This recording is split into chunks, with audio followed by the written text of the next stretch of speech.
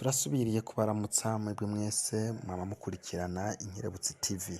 Utaragira sabone canke subscribe yoca araba munsi y'iki kiganiro aho vyanditse agaca hakora, ahejeje aca akora ku gakengeri, aca abona ahanditse toute canke all nahone aca hakora. Ivyo byose niyabikora ibiganiro vyacu bizoja bimushikira vyoroshe.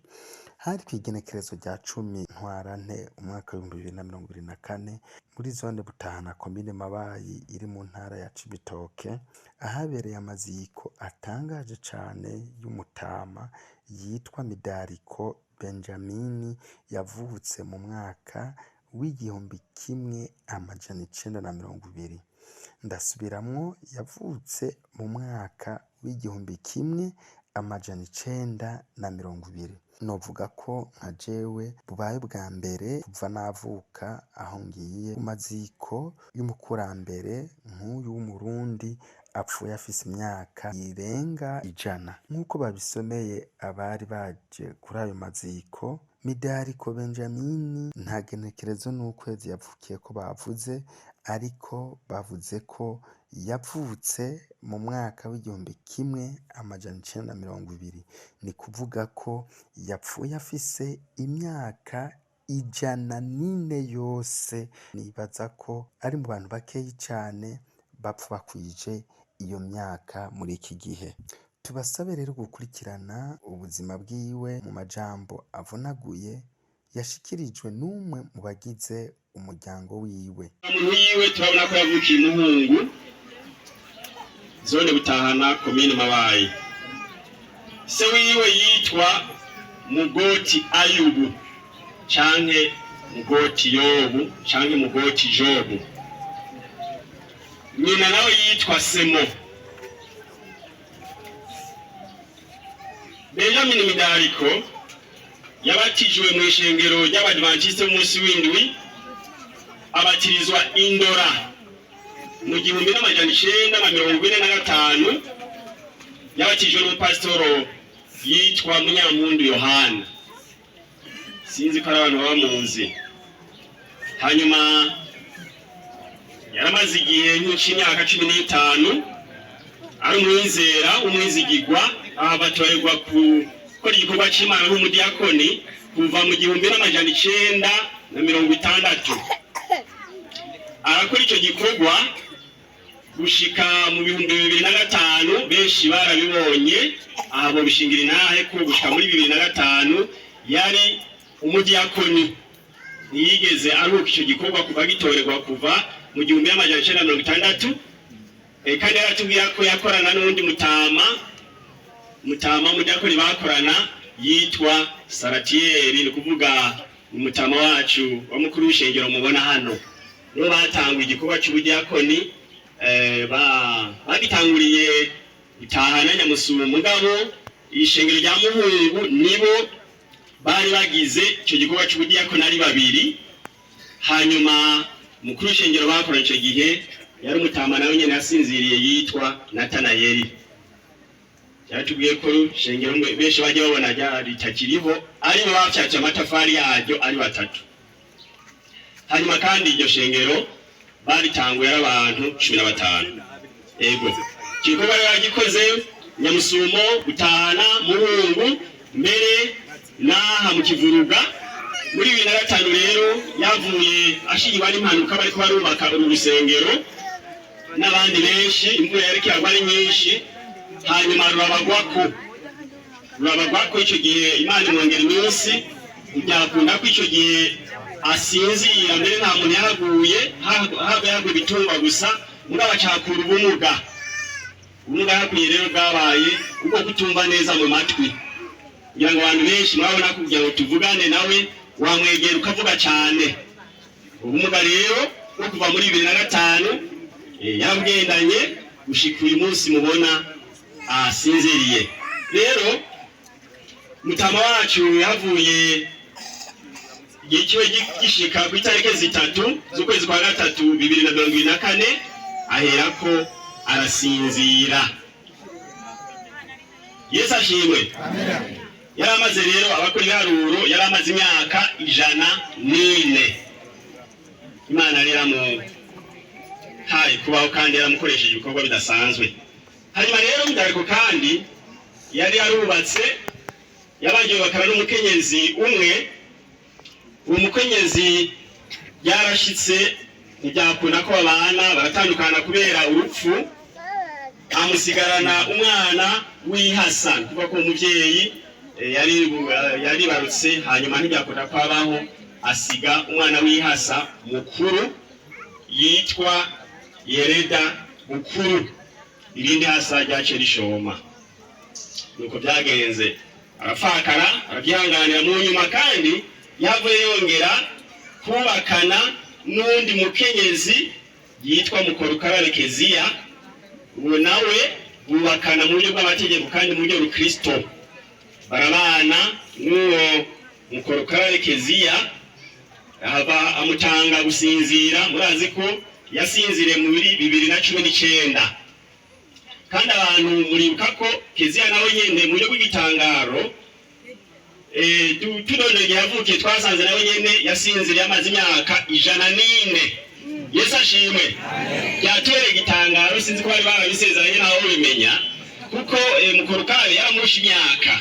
Rero Mudariko akwije imyaka 104 muri 2024, mugabo Mukorukare wewe yayikwije muri 2019. Yesu ashimwe.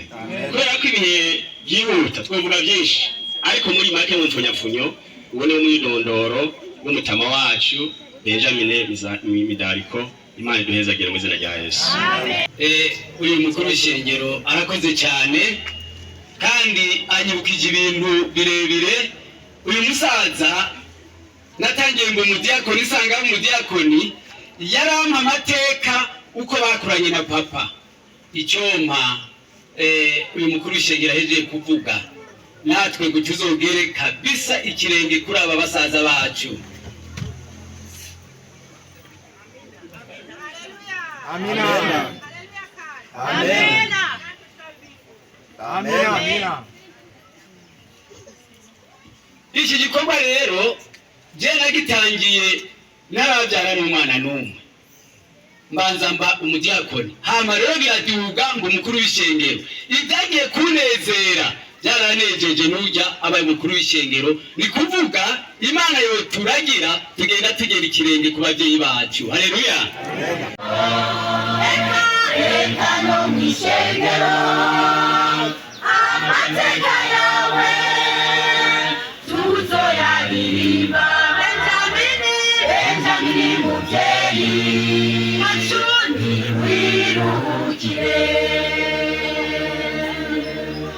twizigiye kuruhutse ubutame bwo mw'isi, uko kw'isi turi genzi iwacu niyo mw'ijuru.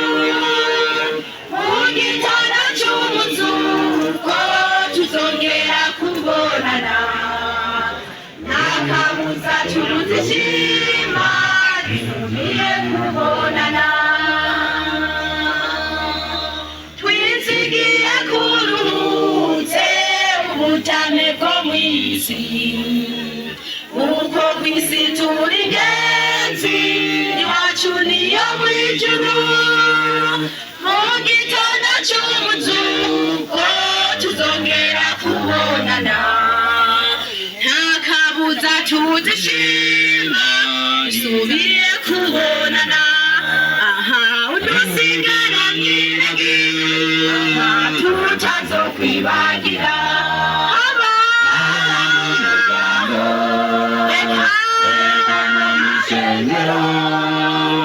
amateka yawe tuzoyaririmba. Benjamini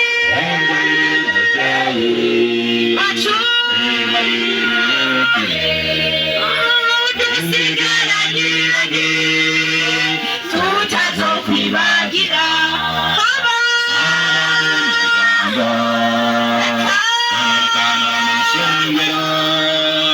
amateka yawe tuzoyaririmba. Benjamini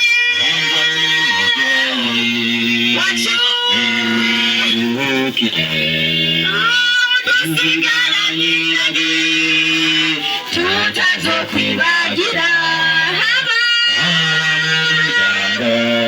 reka n'ikingero amateka yawe tuzoyaririmba Benjamini muvyeyi wacu iwiruhuke Benjamini muvyeyi wacu iwiruhuke Benjamini muvyeyi wacu iwiruhukire. Pasitori yarongoye amasengesho yo kumusezera mu nsiguro yiwe yagize ati uhereye kuva mu gitondo igihe twahaguruka tuvuye ahantu tugenda mu Cibitoki tuyishimire kuko yaturinze mu mayira, tunayishimire kandi kuba yadukuye mu Cibitoki ikaba imaze kongera kutugeza hano hantu. Yesu acahabwa icyubahiro. Nibaza ko dukwiye gushima kuko mu bibi cyangwa mu byiza dukwiye gushima ikigahembe Imana, kandi noneho ntidukwiye kwiganyira twebwe kubw'uyu Umutama kubera ko nk'uko abaririmbyi babivuze uyu Umutama asize amateka meza. Haleluya, asize amateka meza kubera ko uri kuriga kahise kiwe cyangwa bari kora kugira kahise kiwe biragaragara ko ari umuntu yakoreye Imana. Imana yacahabwa icyubahiro. Wanashaka arinze asinzira ari umuntu w'Imana. Imana itugwanire cyane. Niyo mpamvu nk'uko abaririmbyi babivuze uyu Umutama Benjamini adusigiye amateka meza cyane, adusigiye iragi ryiza cyane. Abana biwe abuzukuru n'abuzukuruza twese dukwiye kugendera kandi tuzotugira akamaro. Imana yacahabwa icyubahiro. Rero niyo mpamvu tudakwiye kwiganyira nubwo urupfu rubabaza, ariko kandi abizeye nabo dufise ibyizigiro ko hari igihe uru rupfu tutazongera kurubona. Imana yacahabwa icyubahiro. Mwese musanzwe mubizi, iyo dusomye mu itanguriro turabona iza ry'urupfu rya mbere na mbere. Murabizi ko igihe Imana yarema Adamu na Eva ikabashira mu itongo rya Edeni, Imana yarabahaye amategeko bakwiye kugenderako. Irabereka ati rero ibiti byose mwemerewe kubirya, ariko igiti kimenyekanisha icyiza n'ikibi umunsi mwakire no gupfa muzogirana muzopfa. Mwese murabizi ko igihe cyarashitse ababyeyi bacu ba mbere bajya kuri iki giti babazaniye isi umuvumo. Mbere umuntu atangura gupfa urupfu rwa mbere ngo baruboneye ku mwana wabo ariwe Ndegahemwe Abeli. Murazi ko hadaciye iminsi myinshi Kayini yishe Abeli, Abeli ava mu mubiri. Adamu na Eva batangura kubona urupfu rwagwinjiye mu muryango wa kiremwamuntu kugeza n'izi saha. Imana yacu tubabarire cyane, ariko kandi dusha turonka ibyizigiro kubera ko Yesu nawe yaje atanga ibyizigiro kuri mwene muntu. Arerekana ko abapfuye bizeye igihe gikwiye kigeze bazokongera kuba bazima. Imana yacu ihabwa icyubahiro. Gupfa birababaje kandi bitera agahinda. Mbere uri kurasoma rimwe na rimwe mu musiguzi baratwereka ko byari ngombwa ko umuntu adapfa, ariko kandi urupfu umuntu ashobora kurukingirana kuko n'icyagezwe cy'Imana. Imana itobarire cyane. Reka dusome umusiguzi 8 ku murongo waho 8. Nta muntu ariho afise ububasha ku mpwemu ziwe. Imana itobarire cyane. Ngo nta muntu ariho afise ububasha ku mpwemu ziwe. Umwanya n'umwanya ugira gutyo kumva umuntu aragize arapfuye, ukiyumva ati yaba byashoboka uyu muntu ntiyari kutuvamo. Imana yacu tugwanire cyane. Yaba byashoboka uyu muntu ntiyari kutuvamo, ariko kubera ko umuntu atabubasha afise ku mpwemu ziwe biba ngombwa umuntu ku mpwemu zimuvamo hamwe byo bikarangirira ngaho. Ariko kandi apfuye yizeye akaba afise ibyizigiro. Imana idufasha cyane. Aravuga rero ngo nta muntu afise ububasha ku mpwemu ziwe ngo azigumirize, kandi nta bubasha agira bwo kubuza umunsi w'urupfu. Muri izo ntambara nta kurekurwa kuriho, kandi uwihaye ikibi ntikizomukiza. Imana itugwanire cyane. Mwabyumvise gahemu?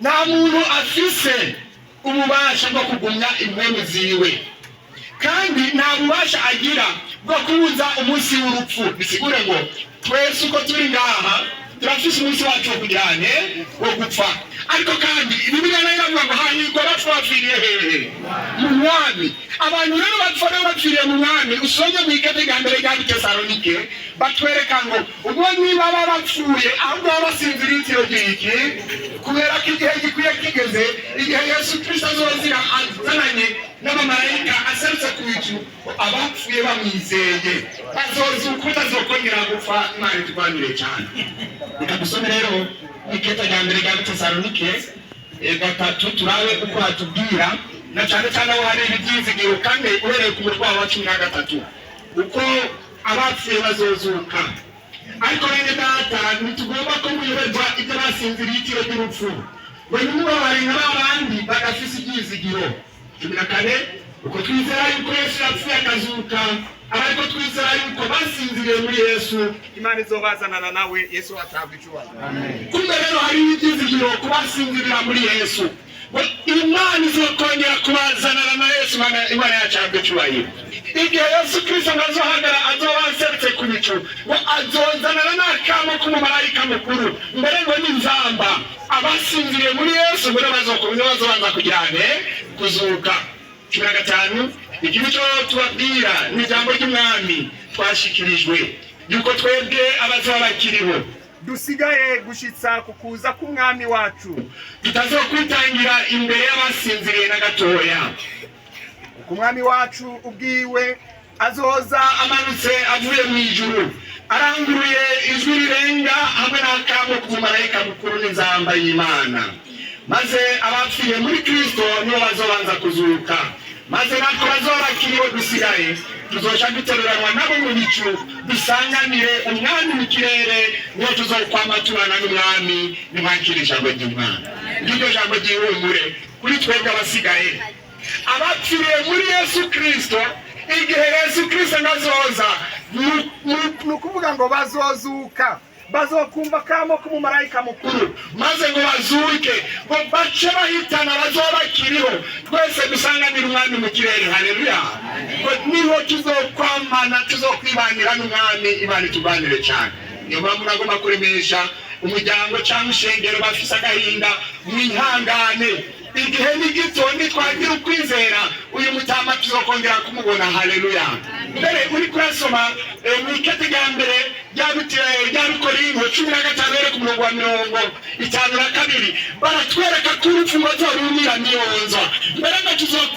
tuzokina ku rupfu tumaze ati warupfuwe urubori rwawe ruri hehe Imana yacu yakwicubaye reka rero tuve amajambo tuzakurangiriza ko yihumure atwereka ingene tuzokina ku mubyimba urupfu dusomye muri Yesaya turabe muri Yesaya 25 turabe umurongo waho 8 haratubwira ngo urupfu azorumira niyonzwa gushitsa ibihe byose haleluya bijya rero nababwire hari igihe nta bushobozi bwo barukigizene bizoba rukidufiseko twebwe tuzorubwira ati warupfuwe urumuri rwawe rurihe dutangure kurukira ku mubyimba kuko batweretse ngo urupfu azorumira niyonzwa 15 umurongo w'8 urupfu azorumira niyonzwa gushitsa ibihe byose kandi umwami uhoraho azohanagura amosozi ku maso ya bose ku maso ya bose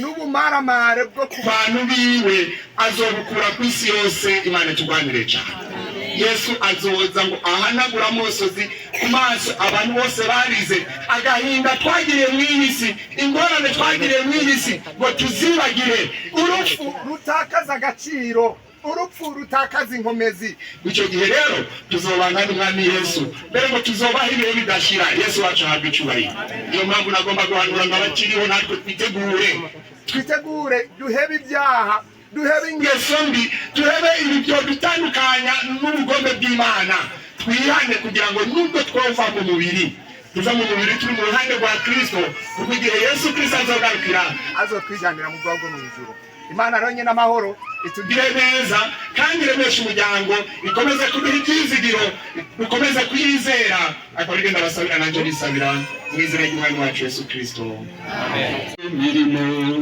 turabuze nijyamure yiruhukire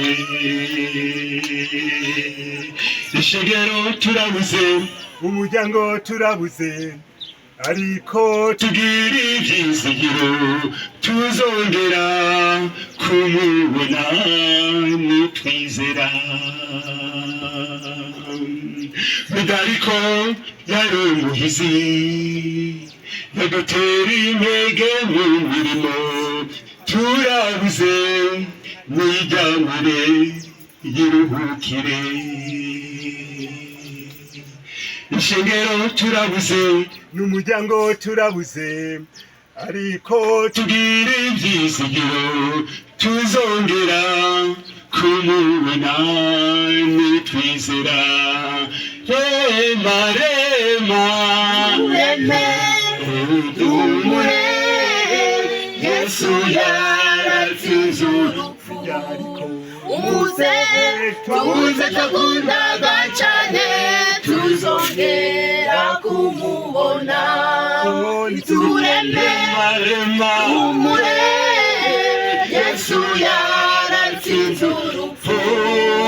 umuze takundaga cyane tuzongera kumubona.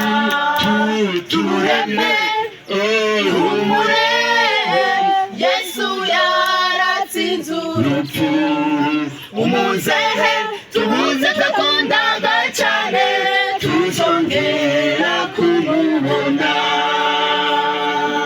turabashimiye mwebwe mwese mwadukurikiranye, ahasigaye naho gutaha. Bye bye.